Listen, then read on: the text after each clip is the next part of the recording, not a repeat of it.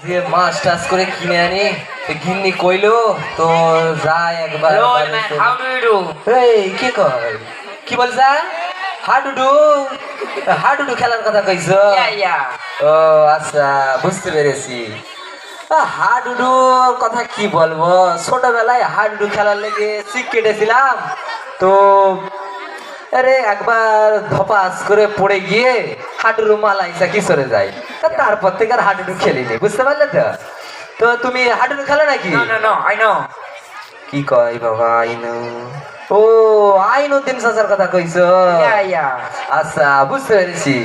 আইনুদ্দিন চাচার কথা কি কম বাপু এই আইনুদ্দিন চাচাকে এই দেখলুম বাজারে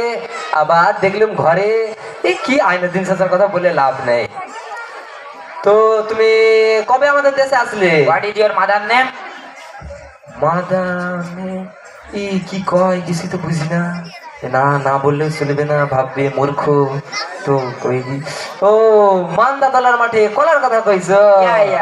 আচ্ছা তোমার আমি ইংরেজি সব বুঝি বুঝতে পারলে তো ওই মান্দাতলার মাঠে কলার লাগাইছিলাম তো কি করব ঝড়ের সময় ভেঙে গেল তো কি করব আর তো এই পালিয়ে গেল কি কয়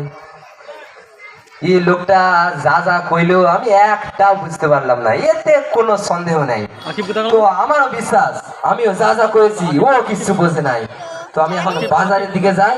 তারপরে দেখছি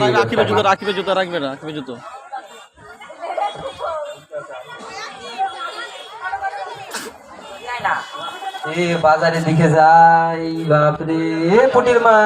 কি গাইছো হাউ আর ইউ আপনার সাথে আমার আবার দেখা হলো তো